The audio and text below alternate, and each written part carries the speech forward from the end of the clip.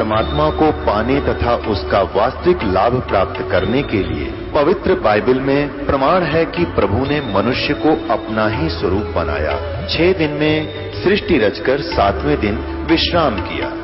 कुरान शरीफ में प्रमाण है कि हजरत मोहम्मद को खुदा स्वयं कह रहे हैं कि मैंने तुम्हें उस परमात्मा की महिमा बताने के लिए भेजा है। वो परमात्मा कबीर है जिसने 6 दिन में सृष्टि रची तथा 7वें दिन तख्त पर जा विराजा। उसकी खबर किसी बाखबर से पूछकर तो देखो। कृपया अवश्य सुनिए जगत गुरु तत्वदर्शी संत रामपाल जी महाराज के अमृत वचन। वो कहते कहते हाँ ठीक है, अभी तक तो माँ के सामने जाकर कहने लगा शास्त्रार्थ में जब मैं के ऊपर पहुंचा साहिब विजयी हो गए। अब ये अक्सर जब उलट पुलट होते दिखे कंप्यूटर की तरह, जबान बंद होगी, बैठ गया पेट पकड़ जा पकड़ के, माँ बड़ी रे बोलता तो ना सुना बेटा पढ़ के, और आंख ऐसी होगी जैसे डरते हो जाकर भयभीत होकर के नो देखे इधर उधर। उसकी माँ बोली बेटा भगवान आए हैं, ये बेटा ये परमात्मा है, तू पहाड़ का टक्कर लेने गया, तेने सोची कुछ को नहीं, मेरी 70 साल की उम्र में कोई बालक थोड़ी हो, और मैं तू मेरे से जन्म हुआ और तू अपने आप में क्या समझा नादान, चल मेरी गिरना तो जाकर उसके पैर पकड़ ले, भगवान आ रही है बेटा अपना कल्याण करा ले। तुमने बोला माँ मुझे शर्म आवे, क्यों कर जाऊं, ऐसे भगवान माँ इसमें कोई शक नहीं, पूर्ण परमात्मा है, तो सारी सच्ची बात कहती माँ। और रात को मैंने अभिमान व स्वीकार नहीं किया, माता कति सारी साची बात थी, मुझे शर्म आती है कैसे जाऊं, तो माँ बोली चल बेटा तू मेरा अंश है और तेरा कल्याण करवा कर लाती है, अब चल माँ मेरा कल्याण करवा दे। अपने बेटे में देकर वह बुढ़िया वहां पहुंची और ने बोली प्रणाम कर बेटा मेरे की तरह, दंडवत प्रणाम किया। माँ बेटा ने कल्याण करवा दिया अपने पुत्र का उस माँ ने। और इसको ब्राह्मण कहते हैं, जो मान जाकर सुनते वो ब्राह्मण होता है। बोलो सतगुरु की जय। परम पिता परमात्मा पूर्ण ब्रह्म सारी सृष्टि के रचनहार कुल मालिक कबीर परमेश्वर कबीर देव चारों युगों में प्रकट होते हैं। सतयुग में परमेश्वर का नाम सत सुकृत रहता है। त्रेता में परमेश्वर मुनिंदर नाम से प्रसिद्ध होते हैं इस काल के लोक में, पृथ्वी लोक पर। द्वापर युग में परमात्मा करुणामय नाम से प्रकट होते हैं। एक बालक रूप धार करके लीला करते हैं, फिर धीरे धीरे बड़े होते हैं, एक आम व्यक्ति जैसी लीला करके हमें समझा कर जाते हैं, अपने तत्व ज्ञान से परिचित करते हैं। कल आपने सत्संग में सुना था परमात्मा जब त्रेता युग में मनिंदर नाम से आए थे, उसने नल और नील के कष्ट को दूर किया।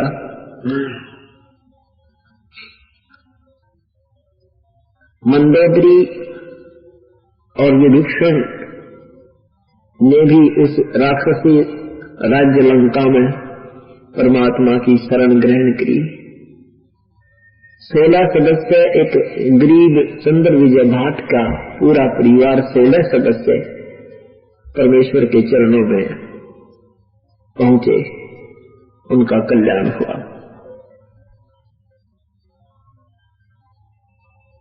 समुद्र पर पुल नहीं बन रहा था,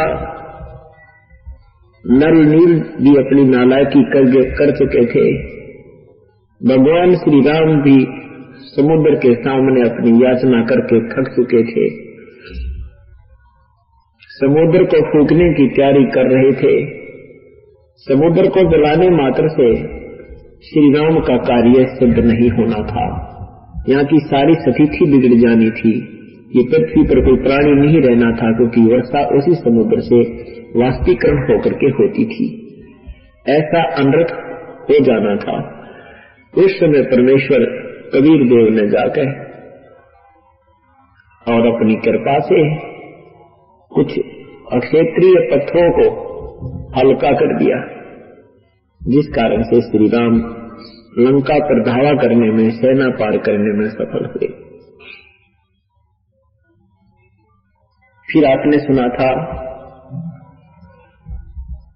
रहे नल नील यतन कर हार, तब सतगुरु से करी पुकार। रहे नल नील यतन कर हार, तब सतगुरु से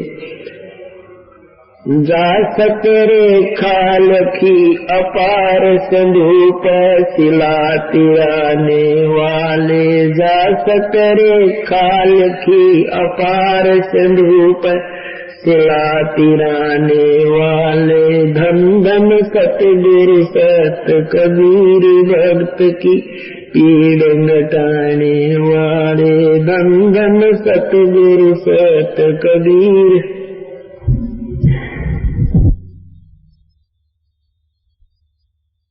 भक्त की पीड़ मिटाने वाले, भक्त की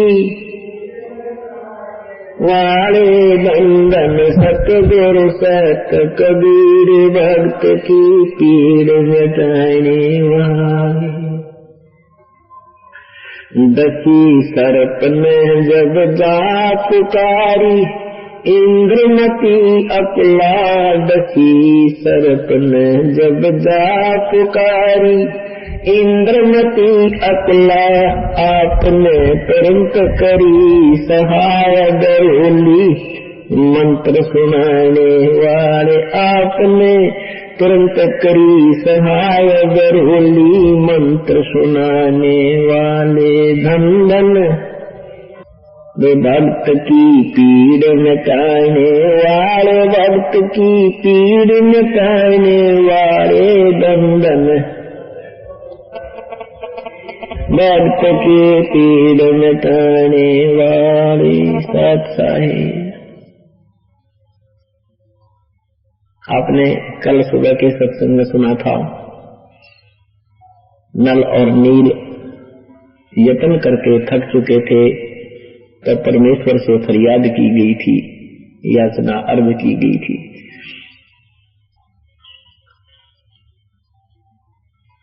त्रेता युग में मुनिंदर नाम से आए परमात्मा कबीर देव ने वो अनहोनी की थी, समुद्र पर पत्थर तरा दिए थे। रही दसी सरप ने जब जा पुकारी। इंद्रमती अकुलाए, एक सुंदर विजय नाम का राजा था, उसकी धर्म पत्नी का नाम इंद्रावती था। इंद्रमती उसको कहने लग जाते हैं। इंद्रावती बहुत ही ज्यादा प्रभु में आस्था रखती थी, एक धार्मिक प्रवृत्ति की बहन थी।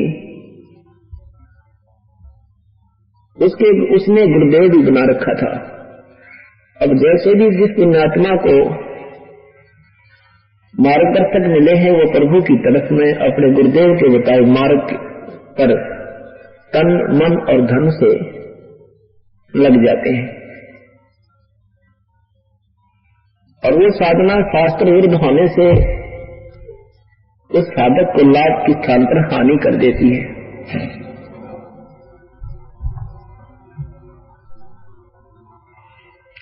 इंद्रमती के पूर्व गुरुदेव ने बता रखा था कि बेटी, तू रानी कैसे बनी है? तूने पूर्व जन्मों में बहुत ही ज्यादा पुण्य किए थे, उस पुण्य के आधार पर तू रानी बनी है। और अन्न का जो दान होता है वो बहुत ही उत्तम होता है। अन्नदान साधु संत भक्तों को कराने से ज्यादा लाभ होता है। वैसे तो परमात्मा भी कहते हैं कि रोटी का दान जो है बहुत ही उत्तम है। आपके द्वार पर कोई भूखा भिखारी आता है, अतिथि आता है, उसको अवश्य श्रद्धा के साथ भोजन कराइए, प्रार्थना करके भोजन कराइए, वो भी पुण्य होता है। इससे भी ज्यादा पुण्य होता है जो संत भक्त आत्माओं को आहार कराया जाता है। जैसे यहाँ ये सत्संग करौथा आश्रम में चल रहा है, यहाँ पर कितने पुण्य आत्मा आते हैं। ये यहाँ पर आहार करने के लिए नहीं आते हैं, ये परमात्मा की तलफ में आते हैं, ये साधु हैं, ये संत हैं। और यहाँ जो भंडार है, इस भंडार में जिस भी पुण्यात्मा का जितना सहयोग है वो अनमोल पुण्य हो रहा है। और साथ में अन्य जो दान होता है आपका, उसको ये दास परमात्मा के बताए मार्ग अनुसार उसको उसी रेशो में, औसत में सबका अलग अलग खर्च किया जाता है। भंडार में अलग से, आश्रम बनाने की अवस्था में उसी का कुछ अंश रखा जाता है। और मैट लाने हैं, दरी बिछानी है, पंखे लाने हैं भक्तों की सेवा के लिए, ये सभी डिस्ट्रीब्यूटेड किया जाता है। और ये अपने अपने रेशो में लाभ देता है। जैसे कर्ण ने द्वापर, इसमें महाभारत में प्रमाण आता है, कर्ण ने दान किया, सोना दान किया, स्वर्ण दान करता रहा और इतना दानी था कि अंत में उसके दांत थे सोने के। संत ने आकर के परीक्षार्थ उसे सोना मांगा तो कहते हैं दांत थे उसके, दांत ये तोड़कर और वो भी दे दिए थे। इतना सैक्रिफाइस था, लेकिन शास्त्र विधि विरुद्ध था। शास्त्र विधि त्याग कर मनमाना आचरण था, जिसका उसको पुण्य के स्थान पर पाप लगा। वो कहाँ पहुंच गया? स्वर्ग गया। वहां उसने अन्नदान नहीं किया था, सोना दान करता था। तो वहां जाकर के कहते हैं उसको अन्न नहीं मिला स्वर्ग में, क्योंकि तूने केवल स्वर्ण दान किया है। ये स्वर्ण तेरा रखा है, इसमें खा ले से पी ले। फिर वो रोया पीटा। कहते उसको फिर दोबारा 15-16 दिन का समय मिला कि चल दान करके आ जा तू। तो कहने का भाव ये है कि अनजान व्यक्ति शुरू में, क्योंकि ज्ञान था नहीं, भगत आते थे, तो शुरू में आटा ले आया करते सारे। बता आटा ले जाओगे तो बनाओगे क्या ना इसमें? तो ये भी एक अनजानपना ही होता है। यानी जैसे आप पैसा दान करते हो, फिर हम उसको डिस्ट्रीब्यूट कर देते हैं। प्रसाद, गेहूं लाते हैं, सब हर चीज में, चीनी, चाह, भगवान के प्रसाद में, आश्रम के बनाने में, सब जगह सत्संग प्रचार प्रसार में इसका औसतन खर्चा कर दिया जाता है, ताकि फिर रेशो में आपको पूरा लाभ मिलता है। ऐसा तो वो लड़की, तो यहाँ जो दान होता है ये बहुत ज्यादा लाभ आपको देता है। अतिथि को दिया हुआ अन्न कराना वो भी पुण्य है, भूखों को भोजन देना पुण्य है, लेकिन इस पुण्य की तुलना में वो मानस है। एक तो दूध वाली गाय को अच्छा बढ़िया बाखर खिलाए उसको, और एक बिना दूध वाली को, उनका दोनों का है, लेकिन बिना दूध वाली का आउटपुट कुछ नहीं है। ऐसे हमने स्वार्थ वश भी चलना है थोड़ा। कहते हैं स्वार्थ को साथ रखना है। पहले हम स्वार्थ करते थे धन जोड़ने में, अब स्वार्थ करेंगे पुण्य जोड़ने का, कि कहां से पुण्य हमारे ज्यादा जुड़ेंगे। कहते हैं लोभ लालच छोड़ना नहीं है, इनकी दिशा बदलनी है, इनका तरीका बदल देना है। बैराग नाम है त्याग का, इन 5-25 माही, ये 5-25 माही रहने दो, इन्हीं को फिर दूसरी तरफ सपेट लगा दो इनकी। जैसे पहले वो गुटी लाने वाले शराब पिया करते डटकर, सुबह तो लेकर शाम तक आंखें नहीं खोल जा करते, और अब इन्होंने सतमार्ग का पता लगा, बुराई छोड़कर भी भगवान वाले मार्ग में भी नियमन रहे हुए, दिन रात अपना सेवा करे, भजन करे, दान करते। तो इस मन की दिशा बदल दे। ये जितना कोमत में स्पीड पे लगा हुआ होता है, ऐसे सुमत में लग जाता है, और इस मन के द्वारा ही यह मजदूरी करवानी पड़ेगी, और तब हम यहां से छुटकारा पाएंगे। अब उस लड़की, उस इंद्रावती ने अपने गुरुदेव के बताए अनुसार साधु संत भक्तों को भोजन करवाना शुरू कर दिया। इस लड़की ने कसम कर ली, अपने प्रण कर लिया कि प्रतिदिन साधु को भोजन करा के, कम से कम एक संत को, भक्त को खाना खिला के मैं बाद में आहार किया करूंगी, ताकि मेरे से कोई दिन नागा ना रह जाए। खाना खाने से पहले मुझे याद आवे कि पूछा करती साथ दासियों से, बांदियों से कि कोई साधु खाना खा चुका है कि नहीं, तब मैं खाऊंगी। ऐसा उसने एक नियम बना दिया, काफी समय तक चलता रहा। एक समय कुंभ का मेला आ गया, कुंभ पर्व। कुंभ के मेले में स्नान करने के लिए ये शास्त्र विधि त्याग कर मनमाना आचरण करने वाले तीनों गुणों के उपासक आसपास के क्षेत्र के सभी संत साधु उस पर भी में स्नान करने के लिए चले गए। पैदल चलते थे, कई दिन पहले चलना होता था। उस क्षेत्र में, उस राजा के राज्य में कोई संत नहीं रहा। रानी ने नौकरों के माध्यम से आसपास खूब संत की तलाश की, कोई नहीं मिला। क्योंकि संत हम मानते हैं लाल कपड़े पहन रखे हो, गल में माला डाल रखी हो, तिलक 5-7 लगा रखे हो, कहते कति गोटम गोट कसकोला कड़ा रखा हो, और या कति दाढ़ी और केस बड़े बड़े हो शीश के, तो उसको हम संत मानते हैं। इस तरह का कोई भी संत आसपास 2 दिन नहीं मिला। रानी ने भी दोनों दिन खाना नहीं खाया, तीसरे दिन भी कोई संत नहीं मिला। रानी ने भी आहार नहीं किया। अब रानी ने अपनी बांदी नौकरानी से कहा कि नौकरानी देख ले, तेरे आज कोई तुझे संत नजर आता हो, नहीं तो आज शायद तेरी रानी नहीं रहेगी। खाना मैं खाऊंगी नहीं, मरते बेशक हो जाएगी।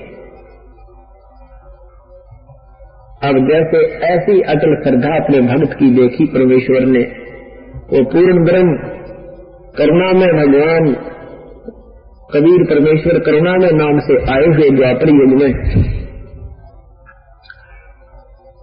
वहीं उस अक्षेत्र में प्रकट हो गए और राजा के राजमहल की तरफ आधा किलोमीटर दूरी से आने लगे। रानी की नौकरानी ने ऊपर चढ़कर अटारी पर तीसरी मंजिल पर जाकर देखा, एक साधु आ रहा है और राजमहल की तरफ ही आ रहा है। नौकरानी दौड़ी दौड़ी नीचे आई। रानी से कहा कि रानी, एक साधु नजर आ रहा है, सफेद कपड़ों में, दाढ़ी मूछ नजर आती है। रानी ने कहा जल्दी ला, बुला कर साधु होना चाहिए, संत हो कैसा भी क्यों ना हो, बुला लो एक बार। इतने में वो रानी की आज्ञा लेकर के नौकरानी नीचे आई, परमात्मा भी निकट आ गए। नौकरानी ने प्रणाम किया और अपनी सारी कहानी बताई कि आपको हमारी रानी याद कर रही है, एक बार राजमहल में चलिए भगवान। परमात्मा ने कहा आप कौन है बेटी?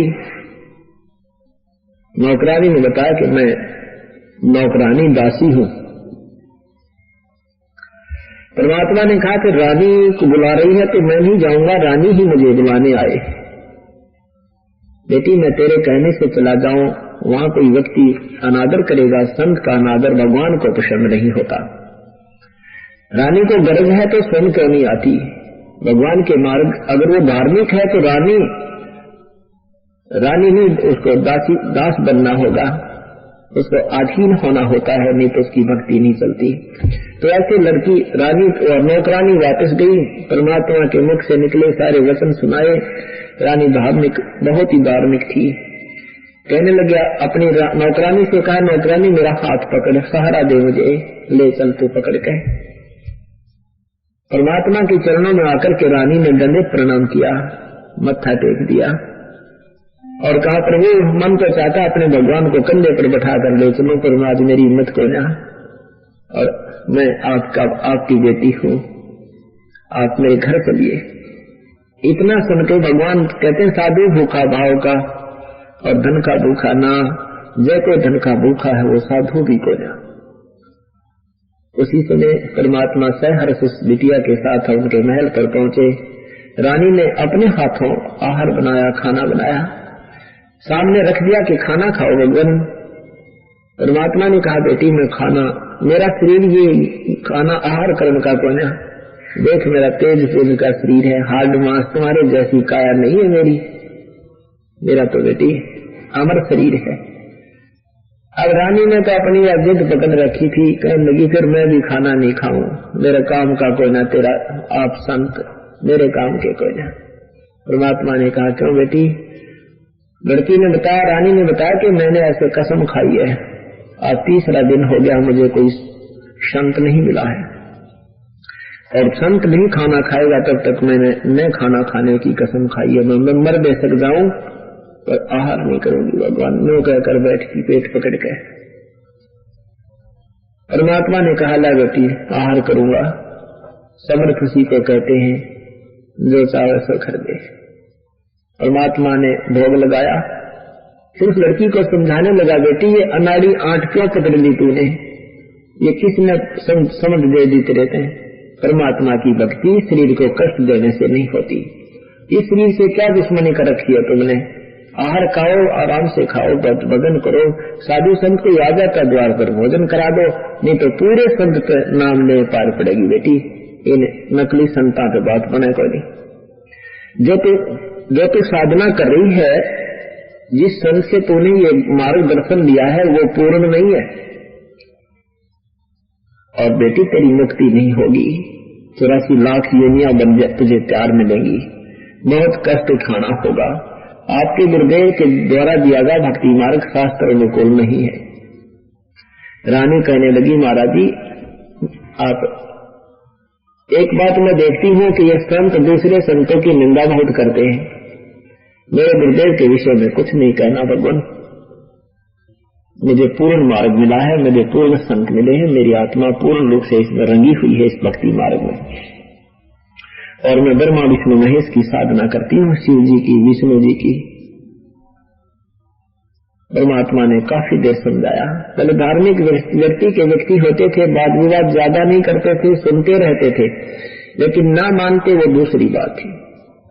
लड़की को परमात्मा ने सारी कथा कहानी सुनाई, आखिर में टूक सा पकड़ा दिया, एक टूक जवाब दे दिया कि मैं आपकी बात सुनने को तैयार नहीं हूं, मैं अपनी साधना सही कर रही हूं, मेरी आत्मा मान रही है। परमात्मा ने कहा, बेटी तेरे मानने से बात नहीं बनेगी, जो संविधान प्रभु का है उसी के अनुसार चलने से बात बनेगी। ठीक है, नहीं मानती है तो आपकी इच्छा, मेरा फर्ज था कहने का। जब तू यहाँ से धर्मराज के दरबार में जाएगी तो तू ये उलाहना नहीं दे सकेगी भगवान को कि मेरे को किसी ने सतमार्ग नहीं बताया। आज मैं तुझे सतमार्ग बताने के लिए आया हूँ। और दूसरी बात सुन ले, आज से तीसरे दिन तुझे सर्प काटेगा, तेरी मृत्यु सर्प काटने से होगी। न तेरा गुरु बचा सकता, न तेरी पूजा बचा सकती, और फिर तू देख ले सर्प काटे से मृत्यु होगा तो उसकी क्या गति होगी, ये तुम्हारे गुरु जी खूब बताते हैं। इस तरह जंतर मंत्र तो ये जानते हैं उसकी ऐसे मरने वाले की क्या गति होगी, आगे कहाँ पशु बनेगा कि पक्षी बनेगा। अब उस इंद्रमती का पसीने आगे जो मृत्यु का नाम आता है ना, तभी जीव डरता है, ना तो डरता को ना। उसने ये भी मालूम था कि संत जो कह देते हैं वो पूर्ण होती है, वो घबराएगी। कहने लगी, भगवान फिर मेरी जान कैसे बचेगी मेरे दाता? क्या अपने गुरु जी से पूछ लो पहले क्यों कर बचेगी, कि वो तो ये करते मैं 10 दिन मांगेंगे। परमात्मा बोले इतने तेरी टिकट कट लेगी, अब तू सोच लो बेटी। तो परमात्मा ने कहा कि तू मेरे से नाम ले और उस गुरुदेव का सारी पूजाएं त्याग दे। ठीक है, आपके द्वार पर आ जाता, खाना खिला दे, लेकिन उसकी वो मीठी मीठी बात मत सुना जो पहले वो ज्ञान की कहा करता था। वो ज्ञान उनका इनकम्प्लीट है। रानी बोली, जी ठीक है, जैसे आप कहोगे मैं ऐसे कर लूंगी, क्योंकि तीसरे दिन मौत दिखाई दे रही है। परमात्मा ने उसको मंत्र दिया और कहा, बेटी आज से तीसरे दिन मेरे ही रूप में और काल आवेगा गुरु रूप में, और आप 2 मिनट तक ये जो मैंने सिमरण तुझे दिया है ये सिमरण करती रहना, उसका आदर सत्कार नहीं करना। 2 मिनट तक सिमरण करती रहना, 2 मिनट के बाद उसका स्वरूप बदल जाएगा, उसका वास्तविक चेहरा तेरे सामने आ जाएगा इस सिमरण की कृपा से, शक्ति से। तो आपको पता लग जाएगा ये मैं नहीं हूं, ये काल आया है। और ये तो एक दिन के लिए तुझे मैंने कहा है, आगे से गुरुदेव आवे तो सब काम छोड़ के दौड़ के चरणों में दंडवत प्रणाम लगावे। ऐसे नहीं करोगे तो फिर आपकी भक्ति फेल हो जाएगी। लेकिन अब के मैं जो कह रहा हूं, अब के नहीं करना। मेरे रूप में भी क्यों ना काल आ जाए। अब रानी ने ठीक है स्वीकार किया, नाम जपा खूब डट के। अब तीसरा दिन आया, रानी देख रही है दोपहर होगी, अभी तक कोई नहीं आया। दोपहर के बाद 2 बजे और 4 बजे के बीच में काल परमेश्वर कबीर साहब का रूप बनाकर आ गया। क्योंकि काल को उसी समय काल के टेलीफोन खुड़ जाते हैं कि ये तो गया तेरे उसमत है, तेरे बाड़े को निकल गया, कसाई के बाड़े में तो कबीर परमात्मा का हो गया। तो ये तुरंत कार्रवाई शुरू करवा देता है किसी न किसी की माध्यम से कि इसका नाम खंड करवाए और वापस अपने बेड़े में लावा इसको। तो वहां किसी के जाने की हिम्मत नहीं बनी, तो स्वयं काल आया। कबीर परमेश्वर का रूप बनाकर कहा, बेटी इंद्रमती कहाँ है तू? अब इंद्रवती ने देखा वो गुरु जी आगे, फिर वो बात याद थी, बैठी बैठी वो शोभन करती रही जो गुरु जी ने दे रखा था। शोभन करती रही 2 मिनट के बाद सामने देखा तो उसका सारा शरीर वास्तविक काल रूप नजर आ रहा था। तो उस काल ने भी देखा कि तेरा तो स्वरूप बदल गया, इसके मंत्र में शक्ति बहुत है। कहने लगा इंद्रमती आज तो बच गई, तो फिर देखूंगा। अब रानी के पसीने आ गए, या तो बात सचमुच बिगड़ गई थी, जब गुरुदेव के इस परमात्मा के चरणों में नहीं होती तो मेरा जीवन नहीं था। यूं कहकर के वो काल अंतर ध्यान हो गया। अब रानी फूली नहीं समावे, कभी राजा के पास जावे, कभी नौकरों को बतावा मेरी जान जानी थी, मेरा जीवन बच गया। राजा कहता राजा धार्मिक तो था, लेकिन वो अपनी गोटी शोटी नहीं छोड़ रहा था, मुखवाद्य नहीं छोड़ रहा था। उस राजा को भी बताई कि आज मेरा जीवन नहीं था, आज मैंने नए गुरुजी बनाए थे, उन्होंने मुझे जीवन दान दिया है। राजा बोला तो नए ड्रामा करती रहती है, कभी कुछ। ये धार्मिक लोग ज्यादा होते हैं, इनको कोई बता दे मैं ऐसे ही मान देते। तेरा काल आ जाता, तुझे छोड़ जाता तो बेकारी है, कर ले अपनी भक्ति जा बैठ जा। अब रानी फिक्र मानस नादान की बात को, उसका तो कलेजा बाहर न आ रहा, तो फूली फूली नहीं सुनाओ, सचमुच जान बच गई मेरी है भगवान, देख के बनता मेरे साथ है, भक्ति भी नहीं बन पाती, जीवन भी अधूरा। 40 साल की उम्र और जीवन खत्म हो जाता। अब रानी मस्ती में सो गई, मस्ती मार कर लौट गई, कट गया टंटा, टल गई बीमारी, मर तो टल गई मेरी। अब रानी मस्ती में जब हम सुखी हो जाते हैं ना, भगवान भूल जाते हैं, यह पक्की बात है। और सामने छोड़ दिया, खुशी मना रही। इतने में वो सर्प बनकर काल आ गया। 4 साढ़े 4 बजे से आकर उसके 5 बजे से उसके डंक मारा पैर में, और मारते डंक उसने देखा है खाली, सर्प ने काट ली। नौकर भागे, नौकर भाग कर आए, देखा तो वो सर्प मोरी के अंदर से एक मोरी में तो निकलता नजर आया, पूछड़ दिखी नौकरों ने, और इतना भयंकर अजगर था। तो सोगी पुकार क्या परमात्मा को, राजा भी आ गया, नौकर भी, मंत्री भी, सब इकट्ठे हो गए, रानी मर गई। इतने में परमेश्वर वहां आ खड़े हुए द्वार पे, आवाज लगा, बेटी इंद्रमती। नौकरों ने देखा गुरुजी आगे, जो पहले आए थे तो तीसरा दिन वो ही आ रहे हैं। उन्होंने कहा महाराज जी ये तो सर्प ने डस लिया, आज पता नहीं क्या हो गया, भगवान बड़े मौके पर आ गए।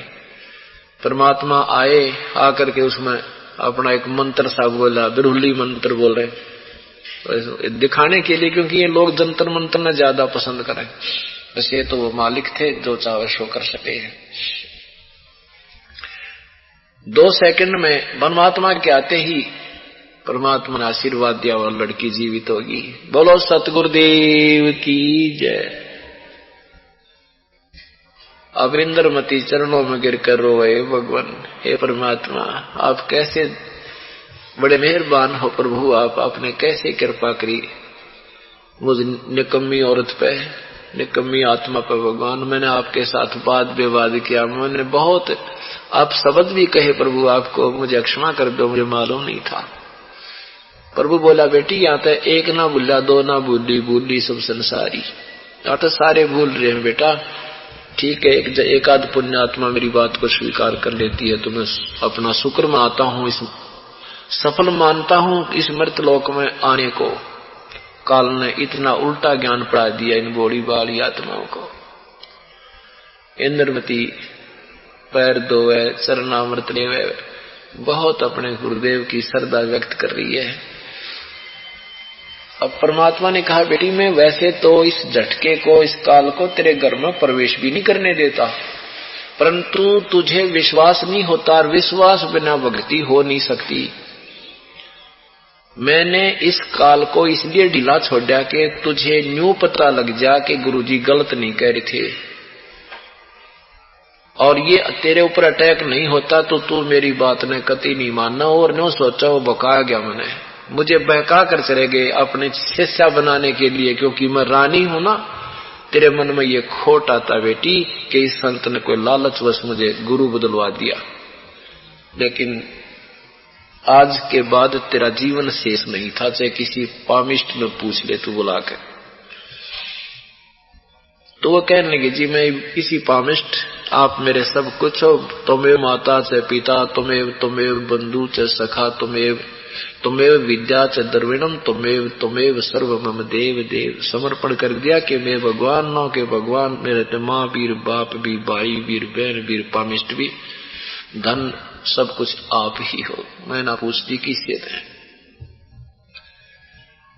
तब परमेश्वर ने कहा कि अब जब तू कहेगी ना तब तेरी मृत्यु होगी, बता दिए कब जाना चाहो वहां, और कर भक्ति डटका पर रहना मेरे नियम में। नियम तोड़ देगी तो फिर बेटी काल बिजली कैसा काम है इसका, मेरा नियम मत तोड़ देना। अगर नहीं भगवान अब तो मतलब ही नहीं रहा नियम तोड़ने का। अब एक हफ्ते भगवान को वहां रखा, सेवा करे, बढ़िया भोजन आहार करवावे, फल फ्रूट ले आवे, और कहती है अब मेरे पति को भी समझा दो प्रभु, मैं रोज कहती हूँ पर कतई नहीं मानते, ये राज का इसके ऐसा नशा हो गया है, सुनता नहीं मेरी। आदमी बहुत बढ़िया, बहुत अच्छी नेक आत्मा का है। परमेश्वर ने कहा कि चंद्र विजय भाई भक्ति कर ले, भगवान बजा कर। चंद्र विजय कहने लगा भगवान आपकी शिष्या को मैं मना नहीं करता, या कितना दान करो, कितने भंडारे करो, को खूब भक्ति करो, पर मैं भक्ति नहीं कर सकता क्योंकि मैं राजा हूँ। राज व्यवस्था में मुझे बहुत समय लग जाता है, इधर उधर जाना पड़ता है, महफिलों में भी जाना पड़ता है, पार्टियां होती हैं, इसलिए मैं नाम नहीं लूंगा। परमात्मा ने समझाया कि भाई देखो ये 2 दिन का जीवन है, ये लंबा चौड़ा जीवन नहीं है। 20-30 वर्ष तो और भी राजा रह जाएगा, कोई बड़ी बात नहीं है। मृत्यु के उपरांत आपके साथ बहुत भयंकर बात बनेगी, लेकिन जब तक इस प्राणी को सुख होता है भगवान को कति नहीं मानना है। और चाहे कोई कुबद बता दे उसने स्वीकार कर लेगा, परमात्मा की बात को नहीं मानता। राजा नहीं माना। कुछ दिन के बाद फिर परमात्मा आए, रानी ने फिर प्रार्थना की प्रभु आप समझा दो, शायद मान जावत। परमात्मा ने फिर समझाना चाहा, सत्संग के माध्यम से वचन सुनाए, परमात्मा की भक्ति करो, 2 दिन का जीवन है, सदा जग में नहीं रहना है। लेकिन नहीं समझ में आ रही थी।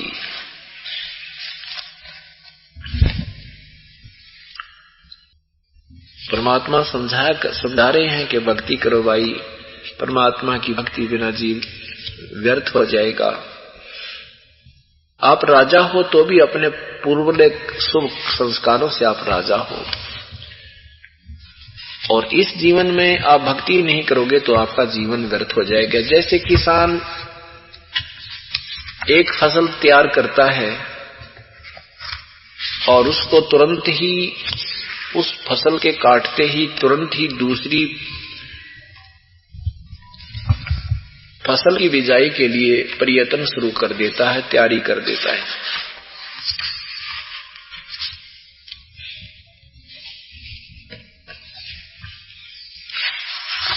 अब जैसे किसी व्यक्ति ने अपने गेहूं डाल रखे हैं किसी ठेके में और उनको खा रहा है, जब तक वो ठेके में पूर्व के डाले हुए गेहूं हैं, कणक है तो खाओ खूब ठाट से, कोई आपत्ति को ना।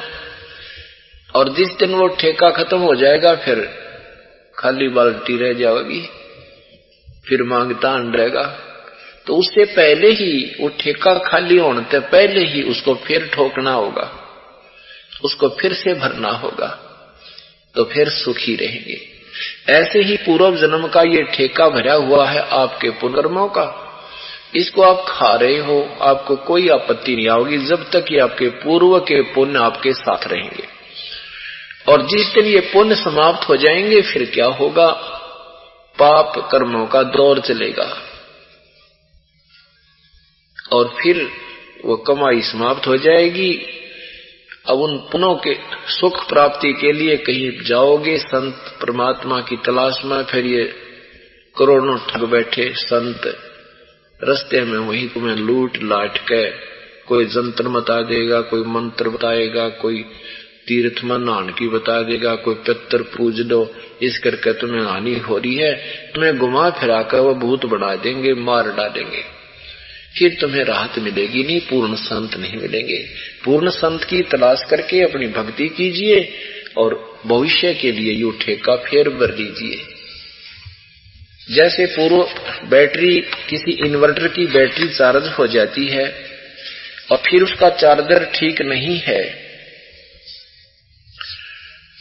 तो जब तक उसकी पूर्व की चार्ज हुई बैटरियां चलेंगी तो वो इन्वर्टर जो है ना बल्ब भी जला रहा होगा, पंखे भी चला रहा होगा, कूलर भी चल रहा होगा। यदि चार्जर नहीं है तो वो डिस्चार्ज हो जाएगा कुछ समय उपरांत और फिर एकदम सारी सुविधाएं बंद हो जाएंगी। इसलिए चार्जर साथ लगाए रखना होगा। ये सत भक्ति रूपी चार्जर आपने लगाना होगा, ये नहीं लग रहा है तो फिर बात बिगड़ जाएगी।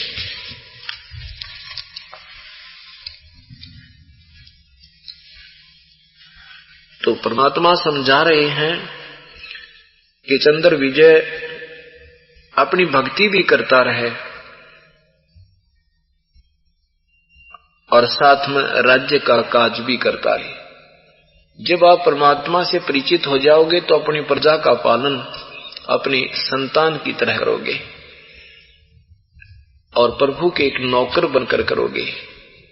फिर आप में अभिमान नहीं आएगा, कोई हानि राज्य में होगी तो आपको परेशान नहीं करेगी, क्योंकि आप पहले से प्रभु के समर्पित होगे और ज्ञान से परिपूर्ण हो जाने के बाद आने वाले कष्ट भी हल्के हो जाते हैं। और कोई होता भी है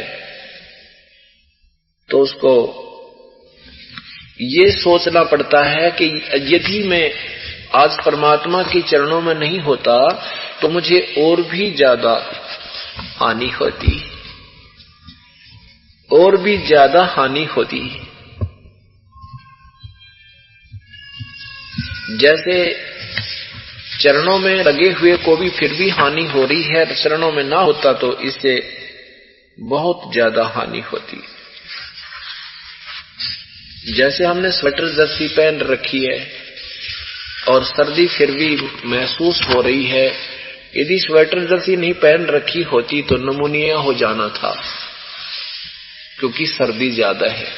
ठीक इसी प्रकार जब हम भगवान के चरणों में पूर्ण रूप से लगे हुए हैं, मार्ग हमारा सही है, तो और फिर भी कोई आपत्ति आती है तो हम यही सोच करके निश्चिंत हो जाते हैं कि यदि आज प्रभु के चरणों में नहीं होते तो बात घनी बिगड़ जानी थी, कति विनाश हो जाना था। जब इसके चरणों में लगे लगे धर्म पुण्य करते करते प्रभु की याचना करते हुए भी कुछ आपत्ति आई है तो बहुत भयंकर थी, जो बहुत थोड़े में टली है, इसमें कोई शक नहीं। जैसे आपने इंद्रमती की कथा सुनी, कबीर संत शरण में आने से आई टले बला, जर मस्तक में सूली हो कांटे में टल जावे। कि परमात्मा पूर्ण ब्रह्म के नुमाइंदे संत की शरण में आने से यदि आपके भाग्य में मृत्यु हो, पहले सूली तोड़ा करते थे। सूली फांसी तो होती है, गले में फंदा डालकर लटका दिया जाता था मृत्यु तक। सूली इससे भी बुरी होती थी, उसमें एक बहुत बड़ा लोहे का सुआ होता था, लगभग 1 सेंटीमीटर मोटा सुकेर, उसका जो परिधि होती थी 1 सेंटीमीटर, और वो एक लकड़ के प्लेटफार्म सा बनाया जाता था, और वो ऐसे घुमाने से वो लकड़ नीचे को आता था और उसमें एक सुराख होता था बीच में, वो एक चकला टाइप सा बैठा उसमें होता था, उसके बीच में एक सुराख होता था। उस प्लेटफार्म पे, उस फट्टे पे, उस जिसको फांसी सूली तोड़ना होता उसको बांध कर उसके बैठा दिया करते, तो इधर उधर नहीं हिल सकता था। और उस चकले को, उस प्लेटफार्म को, उस फट्टे को जिसमें सुराख होता था, जिसके ऊपर आदमी बैठा होता था, उसको नीचे को लाते थे और सुआ ऊपर को जाता था। वो सुआ उस फट्टे में से निकल के और उस आदमी के बीचों बीच नीचे से गुदा से होकर के और सिर में कर निकाल दिया करते थे। वो विषाक्त होता था और फिर वो व्यक्ति रो रो कर बुरी तरह तड़फ तड़फ कर मरता था। उसको सूली तोड़ना कहा करते थे। तो यहां परमात्मा कहते हैं कि यदि तेरे भाग्य में सूली टूटना हो, ऐसा कोई तेरा पाप दुष्कर्म प्रभावित हो रहा हो, पूर्ण संत की शरण में आने से वो कांटा लग जाने में टल जाता है।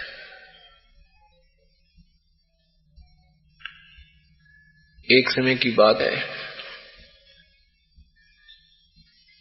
एक बहन विधवा थी, एक ही पुत्र, और वो पुत्र भी क्योंकि पिता नहीं होता सिर पे तो बच्चे तकरीबन बिगड़ जाते हैं, लड़का विशेषकर। लड़की ने सोचा था, उसकी लड़के की मां ने कि बेटा बड़ा हो जाएगा, इसकी शादी कर दूंगी, अपना टाइम पास हो जाएगा। पिता की मृत्यु हो गई थी, पति की मृत्यु हो गई थी, इस आस पर वो अपने बच्चे का पालन पोषण कर रही थी। 5-7 साल के बच्चे का पिता मर गया था, अब लड़का हो गया 15-16 साल का, तो वो माँ की कतई नहीं मान रहा है, बिगड़ गया, निकम्मे बच्चों में बैठने लग गया, दारू दप्पा पीने लग गया, सुल्फा पीने लग गया, नशीली वस्तुओं का सेवन करने लग गया। और माँ अपना कोई मजदूरी धड़ी करके कमाई करती थी, उससे भी निकाल ले जाता पैसे, लेकिन माँ को बेटा प्यारा बहुत लगा करे, फिर भी उसके कष्ट को सहन करती हुई यही सोचती रही, कभी तो आंख शाना होगा, बड़ा होगा, शादी हो जाएगी, और फिर तो ये समझेगा ही समझेगा। लेकिन अंदर से दुखी बहुत रहती थी। वहां एक आश्रम बना हुआ था गांव से 1 किलोमीटर की दूरी पर, वहां परमेश्वर पूर्ण परमात्मा का नुमाइंदा संत रहता था। उस नगर के कई व्यक्ति उपदेशी थे। वो संत जी वहां पर उस आश्रम में 2 महीने, 3 महीने, 1 महीने रुक कर जाता था। कई जगह आश्रम बना रखे थे, सब स्थानों पर जाकर के भक्तों को सेवा का अवसर दिया करता था। जब वो संत उस आश्रम में आके रुकते थे तो गांव के लोग, व्यक्ति जो उनके सेवक थे, उन्होंने अपनी अपनी पारी बांध रखी थी कि एक दिन संत को हम खाना खिलाएंगे। जो भी उनके साथ 2-4 सेवक हैं उनको भी एक दिन वो घर खिलाएगा, दूसरे दिन वो घर, तीसरे दिन, उनकी नंबर डाल रखे थे। ऐसे एक दिन एक बहन का सतगुरु के भोजन बनाने का दिन आया। उसका दूध फट गया, क्योंकि खीर अवश्य बनाते थे। दूध फट गया उस बहन का, तो उस बड़ी चिंता हुई। आसपास के एक दो अपने सेवक से पूछा, उन्होंने भी बताया कि हमने तो आज ऐसे कर दिया, ऐसे कर दिया, नहीं दूध रहा। उसने अपनी पड़ोसन में एक और बहन रहती थी, जिसका एक ही पुत्र था, पति की मृत्यु हो चुकी थी। उसके पास गई, कुशल मंगल पूछा। जैसे कोई किसी से वस्तु उधारी लेने जाता है तो पहले कुछ भूमिका बनाते हैं बैठ के। उस बहन ने उससे पूछा, बहन ठीक हो? उस परमात्मा के संत की शिष्या ने, उस सत्संग में जाने वाली बहन ने उस दुखी बहन से पूछा, जिसका एक ही पुत्र वही निकम्मा था, कि कुशल हो? उसने कहा, बहन के कुशल हूं, मैं तो बस ना तो मौत आती और यहाँ चैन कती नहीं। छोटे सा बेटा था, जब पति मर गया, सोची थी ये बेटा बड़ा होगा, इसकी शादी करूंगी, ये कुछ सहारा देगा मुझे बड़ा होने पर। ये लड़का ऐसा निकम्मा हो गया, शराब पीवे है, बीड़ी हुक्का पीने लग गया, मेरी एक नहीं मानता, सुबह निकला है, शाम ना आकर बड़े है। बस मेरा तो रोना शेष रह रहा है, मेरे तो शरीर पर मांस भी नहीं रहा, सारा खून सुखा दिया इसने। अब उस बहन ने प्रार्थना की कि बहन मैं काम आई हूं तेरे। क्या काम आई है? कि आज ऐसे ऐसे हमारे गुरुदेव की पारी थी, मैंने भोजन देना था आश्रम, हमारा दूध फट गया और खीर बनानी है, दूध दे दे बहन, चाहे उधारा दे दे, तेरा सामने दे दूंगी, और चाहे पैसे में दे दे। पहले पैसे तो देते ही नहीं थे, दूध बेचा नहीं करते थे। तो उस लड़की ने उठी और उठ कर वो उधार निकाल के रखी थी, बाल्टी टांग रखी थी खूटी के, न्योकी ने उठा के और उसके पात्र में पूरी डाल दी। अगले बहन ले जा दूध। तो उसने कहा, बहन कुछ तो रख ले इसमें तक। नहीं, आज तू सारा ले जा, कि मेरा मुझ पापड़ का भी कोई पुण्य बन जाए। इतना कहकर उस बहन ने वह सारी बाल्टी डाल दी। वह बहन जो सत्संग में जाती थी, उसने बड़ा विचार किया कि न्यू तो मैं भी ना दे सकती दूध, सारा किसी ने ठाकर कोई मांगने आ जाता है। बेसिक से हमारा सत्संग बहन भाई भी आवे, थोड़ा बहुत तो घर के लिए रख लिया करें। पर इस बहन ने तो कति सैक्रिफाइस कर दिया, कति कुर्बानी कर दी, घनी अच्छी आत्मा की से। फिर ये जब अपना वो काम उसने करके खाना खुना खिला के सामने, और फिर सुबह फिर मन में आई, उस बहन को मैं भगवान की भक्ति के विषय में बता दूं। सारा दिन दुखी रहती है, चिंता करती रहती है, और वहां चला करेगी तो इसका दुख कुछ हल्का होगा, भक्तों के सुख सुनेगी, आत्मा में प्रसन्नता होगी, दृढ़ विश्वास होगा, और वहां जाएगी तो इसका बेटा भी सुधर जाएगा। भगवान सब कुछ कर सकता है, उसको मालूम था। अगले दिन वो बहन उस बहन के पास गई, समझाने लगी। तो वो जो बहन थी, दुखी बहन थी, वो कहने लगी, बहन एक बात बता, मैं सत्संग में नहीं चल सकती क्योंकि मेरे सिर पे धनी नहीं है, मेरा पति नहीं है। तुम्हारे तो पति हैं और तुम्हें दुनिया कुछ नहीं कहेगी, और मैं जब सत्संग में चलेगी तो 100 बात बनाऊंगी, कोई गुंडी कहेगी, कोई भुंडी कहेगी, मैं नहीं कर सकती इस काम को, मेरे बस की बात नहीं। उस बहन ने अगले दिन फिर प्रार्थना की, उससे अगले दिन फिर प्रार्थना की, समझाने लगी, बहन दुनिया की नहीं सुननी चाहिए हमने। ये दुनिया आज तुझे क्या दे रही है? तेरा कोई जेठक देवर कुछ पूछे तू मर रही है कि जी रही है, या तेरा कोई रिश्तेदार आकर पूछता हो? अगर नहीं, कोई नहीं पूछता, बल्कि राजी हो रहे हैं बिगड़ गया इसका बेटा, या भी नखरे करा करती। बताओ मैं के नखरे करा करती। फिर उस बहन ने जो भी सत्संग में सुना करती थी, प्रभु से कथाएं, गुरुदेव से कथाएं सुना करती थी, वह सुनाई। उस बहन ने बताया कि देखो, मीराबाई पूरे ठाकुर समाज से संघर्ष किया करती थी। यदि वो मीराबाई संघर्ष नहीं करती तो कौन मीराबाई को पूछता। आज सारे संसार में उनका गुणगान होता है। और यदि वो भी लोक लाज में आके परमात्मा की भक्ति नहीं करती, त्याग देती, तो पशु बनती, पक्षी बनती, ना जाने अरबों खरबों औरतें मर गई, कोई ना याद करता उनको। और उस भक्ति करने वाली बहन का आज भी नाम स्वर्ण अक्षरों में लिखा हुआ है। अपना भी कल्याण, दुनिया में भी मान बने। उसको कथा सुनाई। अब भक्तात्मा अधूरे ज्ञान से युक्त होकर के यही सोचा करते थे कि मीराबाई जो है मंदिर में पूजा करने जाती थी, इसलिए उसको भगवान ने बचा लिया जब उसके देवर ने उसे जहर पिलाया था। तो मंदिर की पूजा में क्या दिक्कत है? क्यों मना करते हैं आपके गुरुदेव? जब मीराबाई भी तो भगवान की मूर्ति की पूजा करती थी, मूर्ति के आगे नाचा कूदा करती थी, और भगवान ने उसको सर्प भेजा था, उसके देवर ने उस सर्प का भी सोने का हार बना दिया था, विष का प्याला दिया था तो अमृत बना दिया था। उस मूर्ति की पूजा से ही तो उसे लाभ हुआ, श्री कृष्ण की पूजा से ही उसे लाभ हुआ। नहीं, ये इनकम्प्लीट नॉलेज है, ये नीम हकीमों का ज्ञान है, ये तत्व ज्ञान नहीं है। तत्व ज्ञान कैसे है कि जैसे टटीरी थी, टटीरी एक पक्षी का विवरण आता है महाभारत में। उस टटीरी ने अंडे उत्पन्न कर दिए जहां पर कुरुक्षेत्र के मैदान में महाभारत का युद्ध होना तय हो चुका था।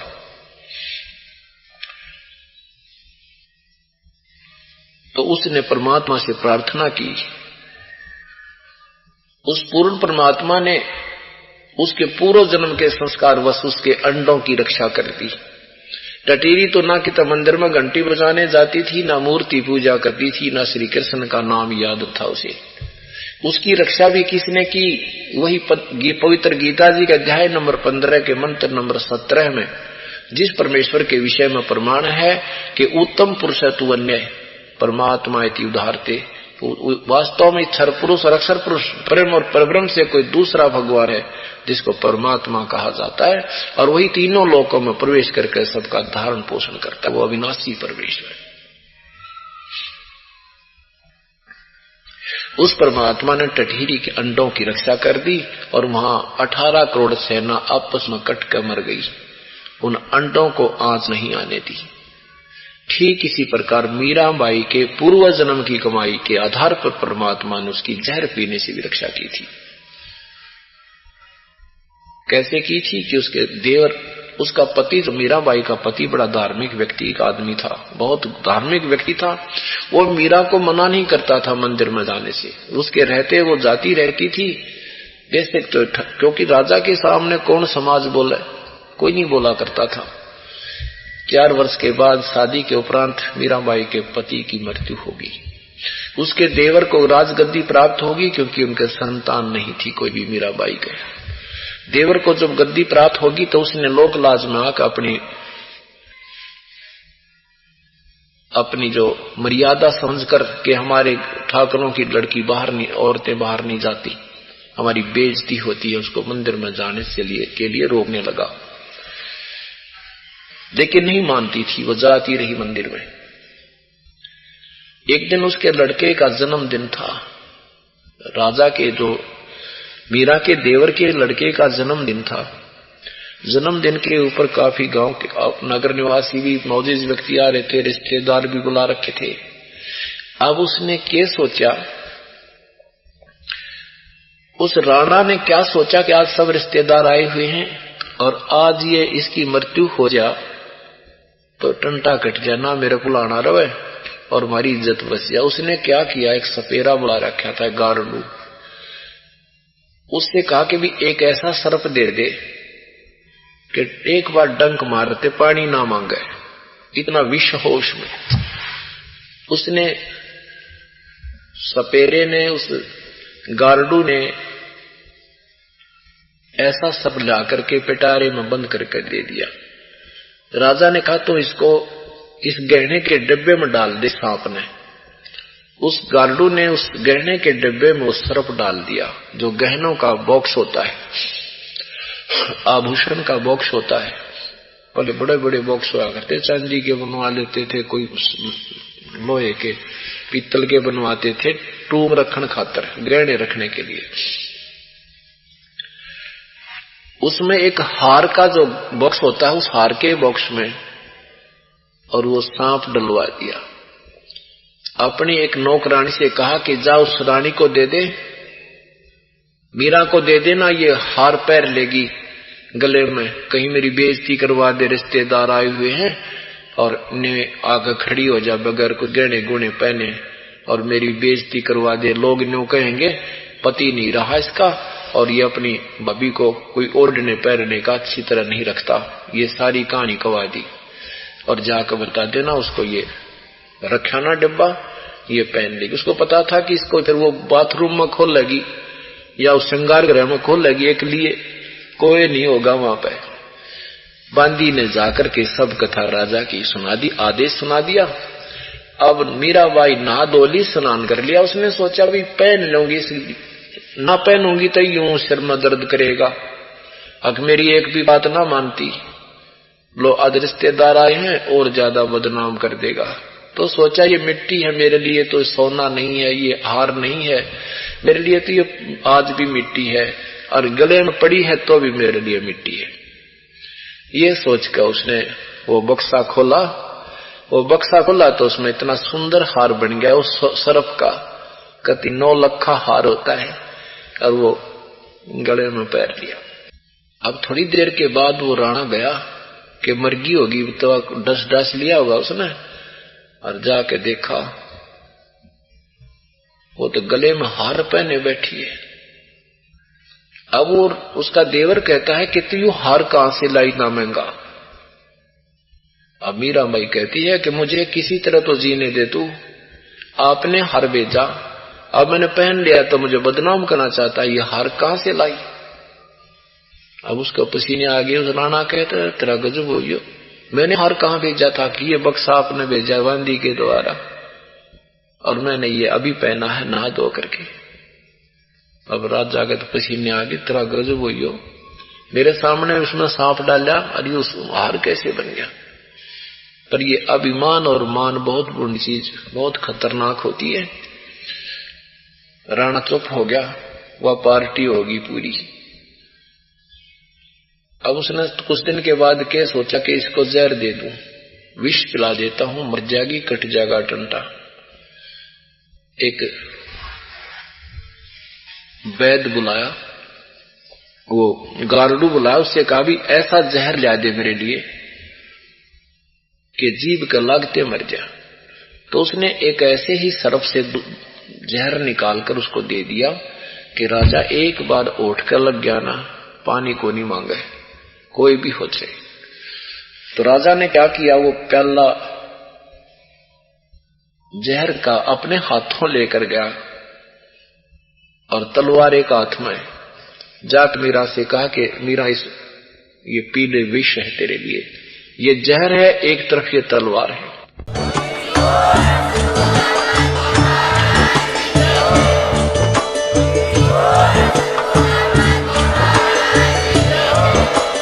आप सुन रहे थे जगत गुरु तत्वदर्शी संत रामपाल जी महाराज जी के मंगल प्रवचन। अधिक जानकारी के लिए विजिट कीजिए हमारी वेबसाइट www.jagatgururampalji.org। संत रामपाल जी महाराज जी के शुभ आशीर्वाद से पूरे विश्व भर में 500 से भी ज्यादा नाम दीक्षा केंद्र हैं, जिन पर संत रामपाल जी महाराज जी द्वारा ऑनलाइन निशुल्क नाम दीक्षा दी जा रही है। अपने नजदीकी नाम दीक्षा केंद्र का पता करने के लिए संपर्क करें 8222880541।